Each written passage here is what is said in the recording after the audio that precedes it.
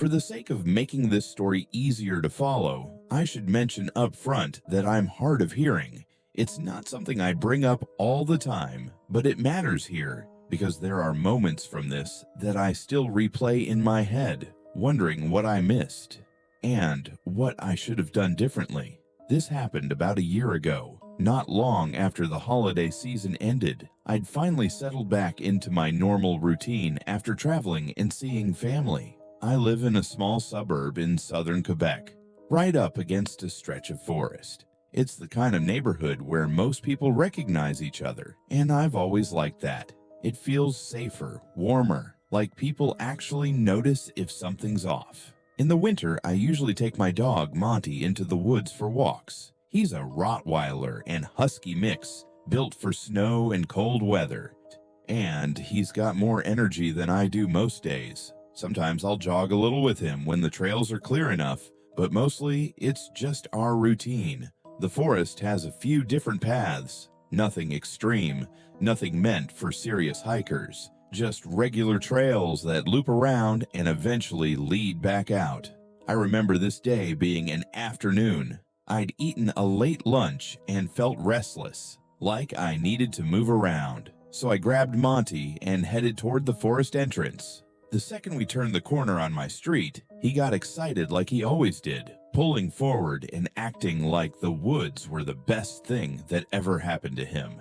It was cold for February, even for Quebec. Overnight, a fresh layer of snow had fallen, and the trails looked clean and bright, like someone had erased everything and started over. I let Monty off the leash, which I usually did when we got far enough in. He immediately took off, running ahead and circling back, kicking up powder with every turn. As we walked, I noticed a few yellow spots here and there in the snow, and some boot prints along the path. That told me other people had been out earlier with their dogs, probably in the morning. Most people in my area prefer to go before noon because the sun disappears early in winter. By around 4 o'clock, it can already feel like evening. That was part of why I didn't expect to run into anyone at that time. After about half an hour, we reached a fork in the trail. One side had been clearly used, prints, scuffed snow, signs of people walking through. The other side looked untouched, like nobody had taken it since the snowfall. I don't know what made me do it. Maybe it was boredom, maybe it was the calm quiet, maybe I just wanted something different, but I chose the untouched path. The thing is, I know those trails well. I've been walking them long enough that I can picture where each one leads. So even though I took the less traveled route, I wasn't worried about getting lost. I knew where I was going. That path led to a clearing, which actually worked out perfectly because I had binoculars I'd gotten for Christmas and had been looking for an excuse to use them. There are native birds that show up around there sometimes, and I thought it would be nice to stand in the open and scan the trees for a while. I remember lifting the binoculars and slowly sweeping the tree line, letting my eyes adjust through the lenses. Everything looked normal at first, snow-covered trunks, dark branches, the occasional movement that might have been a bird, or might have just been the wind. Then I noticed something that didn't match the rest of the forest. Far off near the edge of the clearing, close to the trees, there was a shape that looked wrong, too sharp, too solid. At first, I thought it was maybe a fallen branch or a pile of brush, but when I focused the binoculars, I saw a blue tarp. Not just a tarp laying there either. It looked like it was being used as a cover, like part of a little shelter someone had put together out of whatever they could find. I stood there for a moment, staring at it, feeling that split-second curiosity people get when they find something they weren't supposed to. Part of me wanted to walk closer and figure out what it was. Another part of me looked at the light fading and remembered how fast it gets dark in winter, so I made the decision to leave it alone. I turned back the way we came, calling for Monty. He ran toward me like normal, but as we started walking, something about him seemed different. He wasn't just running ahead and circling back anymore. He kept lowering his head and sniffing the trail, pausing, then moving again. His body felt tense, like he was tracking something. Every few steps, he would stop and look off into the trees. At first, I assumed he'd picked up an animal scent. There are plenty of them out there, but he wasn't acting playful the way he usually did when he smelled wildlife. This was sharper, more alert. I looked down at the snow, and that's when I saw the footprints. They weren't mine. They were too big. And they weren't Monty's either. They were human prints deep in the snow, and they stood out because I didn't remember seeing them when we walked in. I actually turned my boots slightly and compared the shape, like I needed to prove to myself I wasn't imagining it. Mine were smaller, and the tread pattern wasn't the same. These prints looked heavier, like the person carrying that weight had a longer stride than me. What bothered me most was the trail itself. There hadn't been any other forks. The only way those prints could be there was if someone had come down that path after the snowfall, meaning they had to have passed near me at some point. I tried to make it make sense. The only explanation I could come up with was that the person walked by while I was standing in the clearing using the binoculars.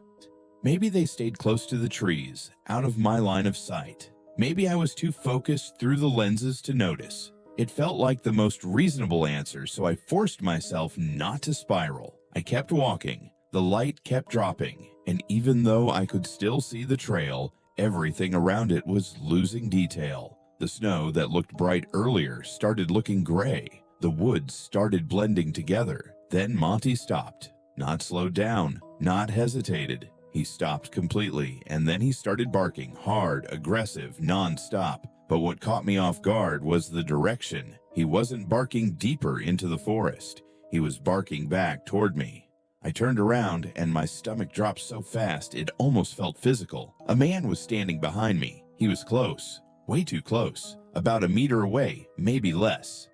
Tall enough that I had to tilt my head up slightly to look at him, and later I would guess he was around 6'4". He wore dark, charcoal-colored snow pants and a white camouflage jacket that blended into the snow in a way that felt intentional, like he didn't want to stand out at a distance. He wasn't rushing me. He wasn't lunging. He just stood there with his hands in his jacket pockets, watching me. I didn't recognize him. In my neighborhood, even if you don't know someone's name, you usually recognize their face, especially if they're the type to walk around the forest trails. This man wasn't familiar at all, which made me assume he wasn't from the area. His mouth moved like he was speaking, but I couldn't understand him. The lighting was too low to read his lips properly, and I couldn't tell if he was speaking English or French. With my hearing, especially outside in the cold where everything feels muffled anyway, I was basically guessing. And in that moment, I realized I hadn't brought my phone. I still feel stupid when I think about it. It was such a normal walk in my head that I didn't bother. I didn't even have it in my pocket, so I tried to communicate the best way I could. I gestured toward my ear, trying to make it clear I couldn't hear well. I motioned like it was getting late, like I needed to go. I remember forcing myself to stay calm, like if I acted normal, he would act normal too. He didn't really react, he just stood there. I don't remember how long that moment lasted. It couldn't have been long, but it felt stretched out, like time got thicker. Eventually, I turned and kept walking. And Monty stayed close, still barking on and off, looking back more than he should have. I made it home around 4:30. And by then it was fully dark outside. I locked up, did my usual nighttime routine, and tried to push the encounter out of my mind. I told myself it was just someone odd on the trails, someone who didn't understand personal space, someone who maybe thought he was being friendly. I went to bed and assumed that was the end of it.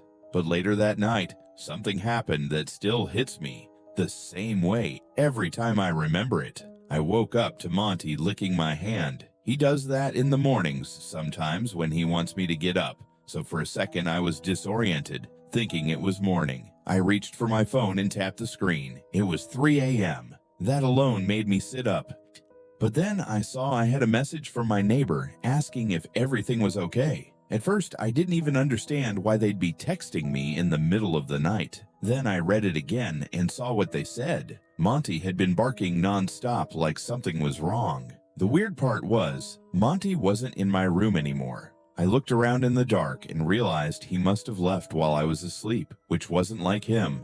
My chest felt tight as I got out of bed and went downstairs. I found him at the patio door going absolutely crazy. He was barking like he wanted to tear through the glass. His entire body was rigid, and his paws kept scraping the floor as he lunged forward and pulled back again. My eyes were still blurry from sleep. I walked closer, trying to see past the glass into my backyard, but the darkness outside was thick.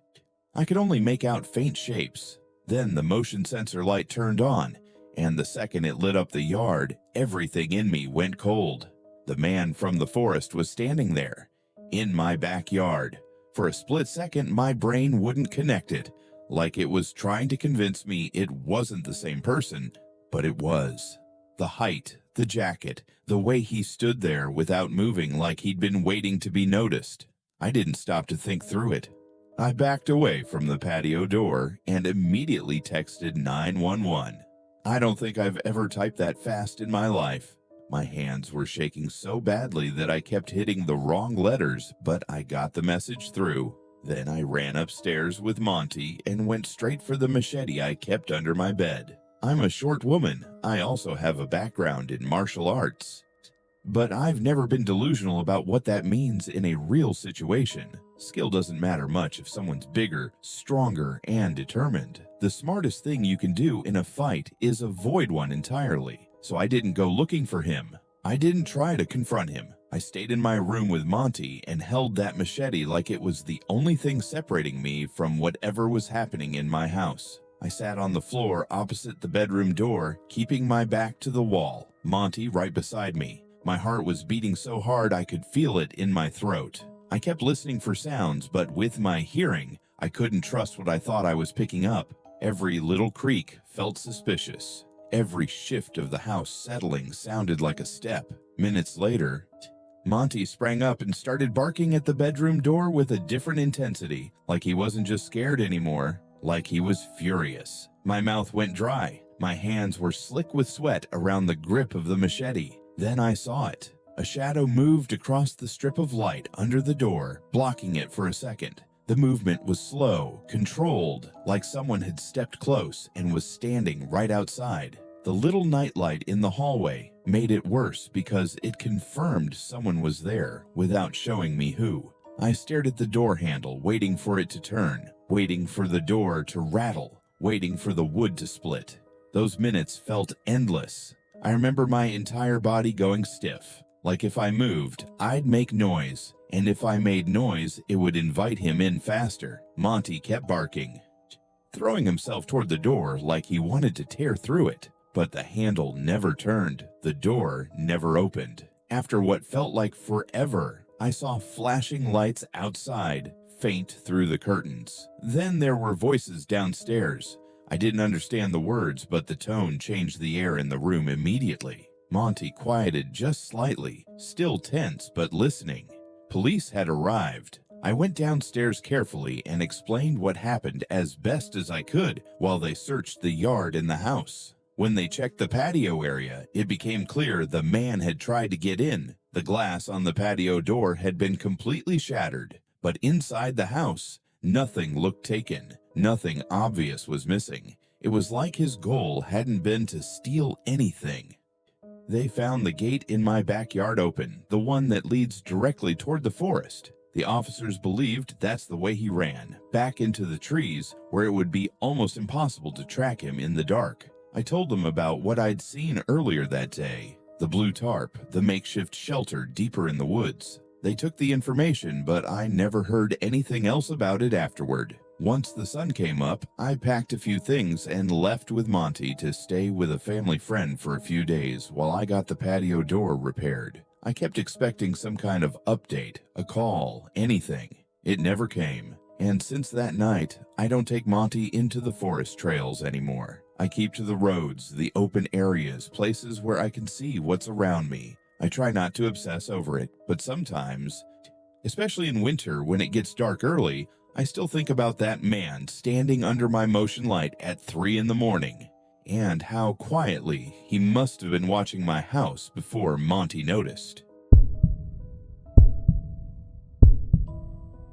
My name is Ember. I'm 16 and I live in Illinois with my younger sister Kate, who's 15. My dad works for a deforestation group about half an hour from our house, and most days his job takes him out into a big wooded area outside town. This happened on the morning of December 5th. It started out completely normal. Kate and I were getting ready to go to the movies, just the two of us. Like we'd done plenty of times before, we'd picked a newer horror movie to watch, Terrifier 3. It had some Christmas-themed stuff in it, which sounded kind of fun in a messed up way. We knew it was technically an 18-plus movie, but we also knew nobody ever looked that closely. People always said we looked older than we were, and honestly, they weren't wrong. We got to the theater, bought our tickets, and walked right in without anyone questioning it. The place was dark and cold, like movie theaters always are, and we settled into our seats and tried to get into the movie. About halfway through, right when the room was quiet and everyone was locked in, my phone suddenly buzzed loud enough that it felt like it echoed. It wasn't just a small vibration either. It was that sharp, obnoxious sound that cut straight through everything. Heads turned immediately. I could feel people staring at me in the dark. Kate grabbed my arm and hissed at me to turn it off, and I fumbled with it, flustered and embarrassed. We decided to step out so it wouldn't happen again, and I moved too fast, trying to get out of the row. I tripped, not a small stumble either, the kind where your foot catches and your whole body lurches forward, and you have to catch yourself before you crash into somebody. It was humiliating. Kate had that look on her face like she wanted to pretend she didn't know me. Once we were out in the hallway, I checked my phone. The call had been from my dad. Before I could even call him back, another notification popped up. This time, a text. It was from him, and it said something along the lines of asking if we could bring him lunch, because the little cafe in the woods was closed that day. I showed Kate, and she gave me a confused look, but neither of us thought too hard about it. It seemed normal. Dad had asked stuff like that before, and it wasn't weird for him to text if he was busy working. So we went back home, packed some food, and I drove us out toward the wooded area where he worked. It wasn't some tiny patch of trees either. It was a huge, secluded place, and I'd always liked it. I never felt uncomfortable there. It was quiet in a peaceful way, with a hill that sloped down to a lake. People fished there, took pictures there, and during the right season, it actually looked kind of beautiful. We parked and got out, and the air had that winter bite that makes your nose sting a little. Kate and I started down the path through the trees, following the route we already knew. At one point, I pulled my phone out and tried calling my dad. No answer. I tried again, thinking maybe he didn't hear it. Still nothing. That was the first moment I felt a tiny pinch of unease. Not panic, just confusion. I looked at Kate, and she looked back at me like she was thinking the same thing. If he'd just called my phone at the theater, why wasn't he picking up now?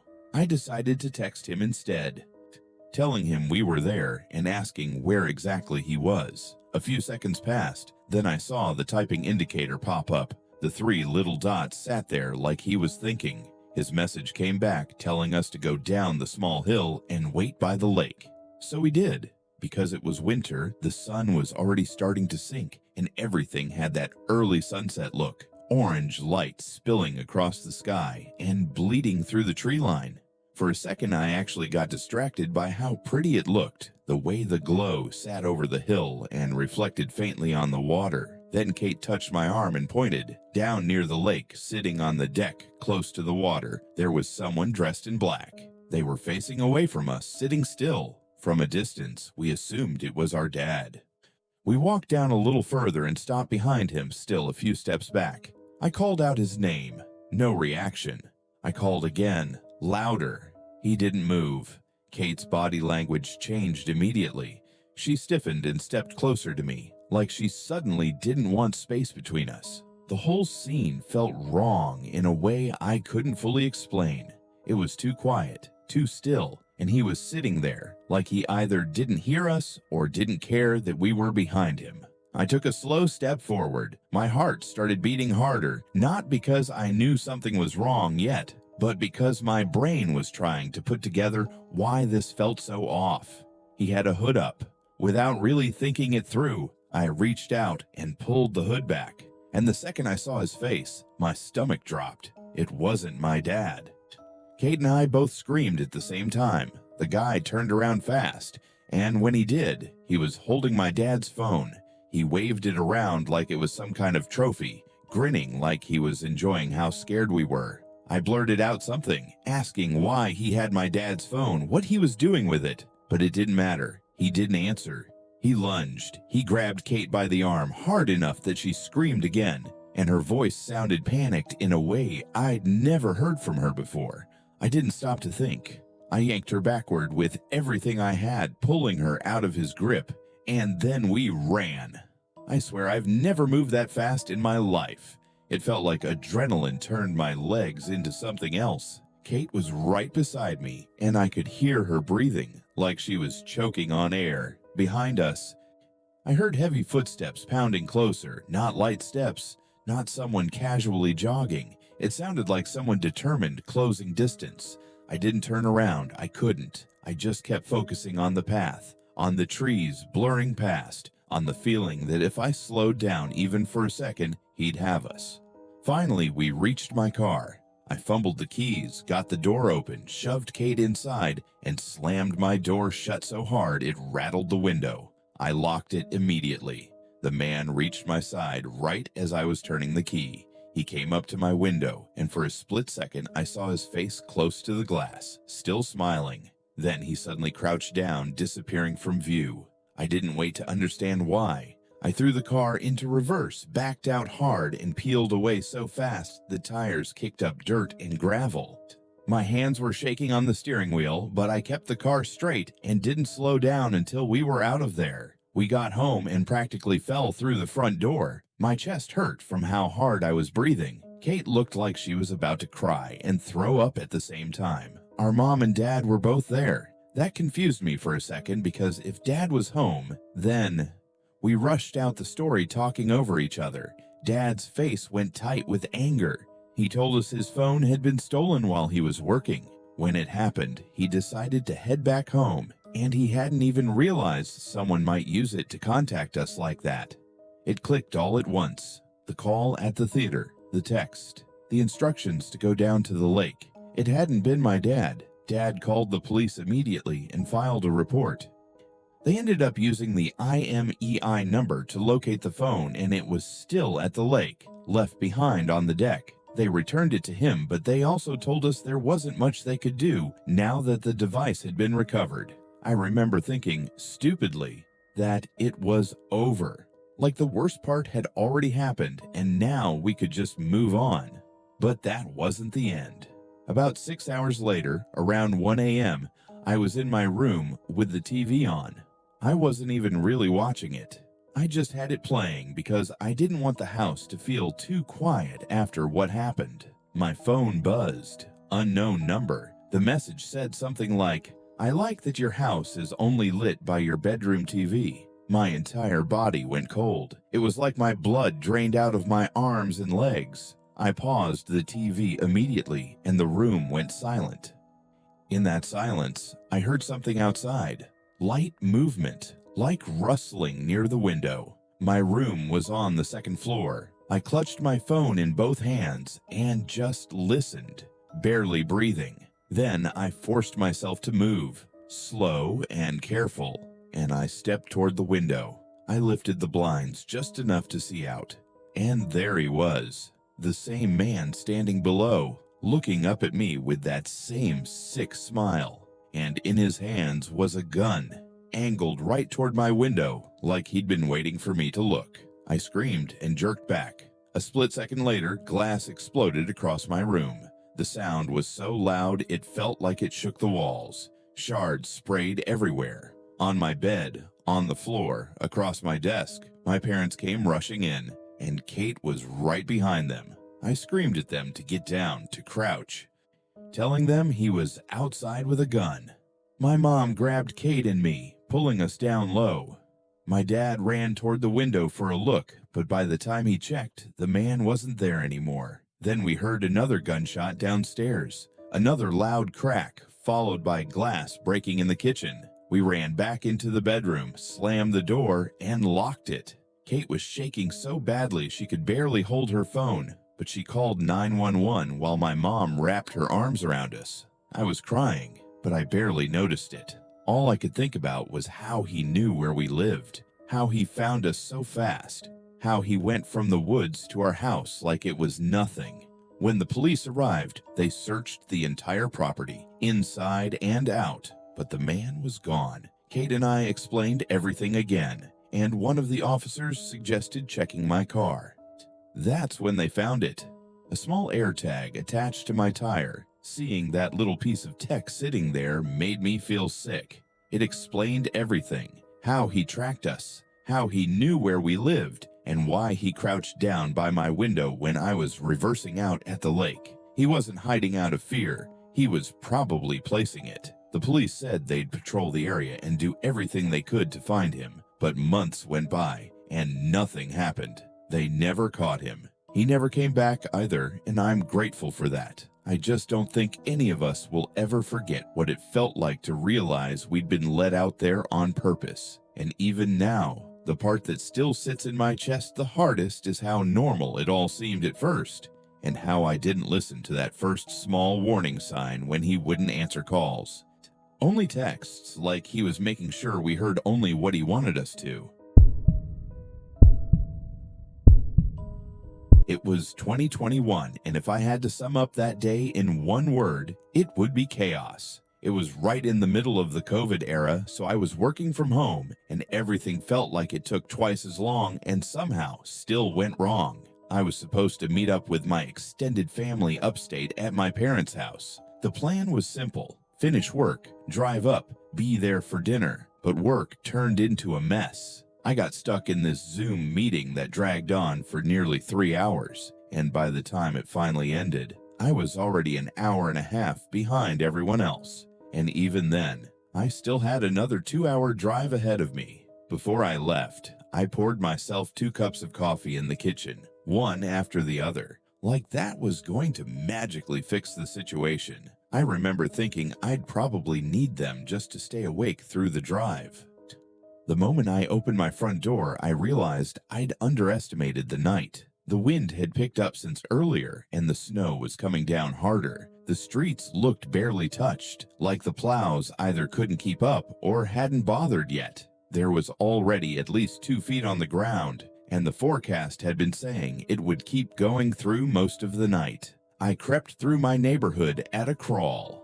I'm talking under 25 on most residential roads, hands tight on the wheel, trying not to slide through stop signs. It didn't help that my car at the time was an old beat-up Hyundai that had no business being out in weather like that. It didn't even have anti-lock brakes. Every time I tapped the pedal, I could feel how easily it wanted to lose traction. I've always been a fast driver though, and once I hit the highway, I made the decision I shouldn't have. I pushed up to around 70. In my head, I just wanted to make up for lost time, but even as I did it, I knew it was too fast for those conditions. The wind shoved at the car, snow swirled across the road, and the headlights didn't seem to reach as far as they normally would. Somehow, I made it. I pulled into my parents' place around 9 o'clock. Dinner had started without me, but they hadn't finished, so I wasn't walking into an empty table at least. After that, it turned into the usual family thing: food, a couple drinks, catching up, exchanging gifts. I got wrapped up in seeing relatives I hadn't talked to in a long time, and I genuinely lost track of time. I didn't even feel the night getting late until people started saying goodbye and heading out. By the time I finally grabbed my coat and went outside, it was after midnight. The snow had piled up even more. It looked like another foot had settled while we were inside, and the air was colder, heavier, like it was pressing down. I'll be honest, I was a little buzzed. Not stumbling, not out of control, but I'd had enough that I should have waited or stayed the night. I'm not proud of that, and I'm not excusing it. I was just tired and focused on getting home. The roads on the way back were dead. No other cars, no headlights, just my beams cutting through the snow and darkness. I made another mistake when I got onto one particular stretch of road. I sped up to about 40, thinking it was fine because I wasn't seeing anyone else, and it was a straight shot for a bit. Then the road curved. As I approached the bend, the back end of my car started to drift. That sick, weightless feeling hit me. Like the tires weren't really connected to the ground anymore. I'd skidded before, so at first I tried to stay calm. I turned into it like you're supposed to. I downshifted, hoping the engine would slow me down, but the car didn't slow. The curve came closer, and my headlights swung off to the side. That's when the panic really kicked in, because I could feel I wasn't going to recover it. The car kept going straight, like the road didn't matter. I slid off the side and slammed into a tree. The airbag went off instantly. My whole body jolted, and for a second I just sat there in stunned silence, blinking through the powdery airbag dust, listening to the wind batter the car. I checked myself and realized I was mostly okay, shaken up but not seriously hurt. The car, though, was done. The hood was buried deep in a snowbank wrapped around the base of the tree. There was no chance I was backing it out, and no way I could push it back onto the road by myself. The first thing I did was call my roadside assistance. They said they'd send a tow truck, but because of the weather, it could take up to 40 minutes. I looked around and it hit me where I was. A deserted road, forest on both sides, and no houses for miles in either direction. The snow swallowed the edges of the pavement. Everything beyond my headlights looked like a wall of black. So I called my parents too. I told them what happened and asked if one of them could come and wait with me until the tow truck showed up. My dad said he'd get in the car and head over right away. After that, I sat there with the engine running, heater trying its best, staring at the windshield and listening to the wind. And then I heard something that didn't match the storm. At first it was faint, almost like my brain was filling in noise where there wasn't any. But it kept happening in a pattern. Footsteps, crunching through snow somewhere outside. Not right next to the car, but close enough that I was sure it wasn't an animal. The rhythm was too steady. I leaned forward, trying to see through the snow coating the glass. Then I cracked the driver's door and stepped out into the cold. The wind hit me like a shove. I scanned over the roof and into the darkness, but I didn't see anyone. The footsteps stopped. For a couple seconds, there was nothing but wind. Then I heard something else, something worse. It's hard to describe, but it sounded wet, like a thick, messy, slurping noise. The kind of sound you hear and immediately wish you hadn't, because your brain starts trying to picture what could make it. I turned toward where I thought it was coming from, and near the tree line, I saw movement. It was so dark I couldn't make out details, but I was pretty sure it was a person-shaped silhouette shifting between the trees. I called out, not loudly, just enough to test it. I said something like, "Hey, anyone out there?" The sound stopped. Nobody answered. I stood there for a few awkward seconds, staring into the black, waiting for a voice, waiting for another movement, anything that would make it make sense. Nothing happened. That was enough for me. I got back inside my car, locked the doors, and tried to convince myself it was nothing. An animal, the wind, my nerves. It couldn't have been more than a minute later when the footsteps started again, closer this time. Then something hit the passenger side window, a sharp smack, like a rock or a chunk of ice.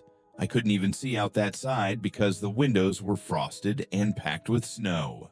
Honestly, I couldn't see out of most of the glass at all anymore. I opened my door again and stepped out, heart thumping, breath coming out fast in the cold. I looked around the car, expecting to see someone standing there. I didn't see a person. What I saw was worse, in a different way. There were boot prints in the snow circling my car, not just a few. A full set looping around like someone had walked laps. And then the prints went toward the passenger side door and continued away from the car, leading straight into the woods. My stomach turned.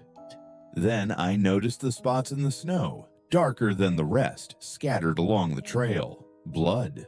Not a lot at first, just drops, but enough that it was obvious.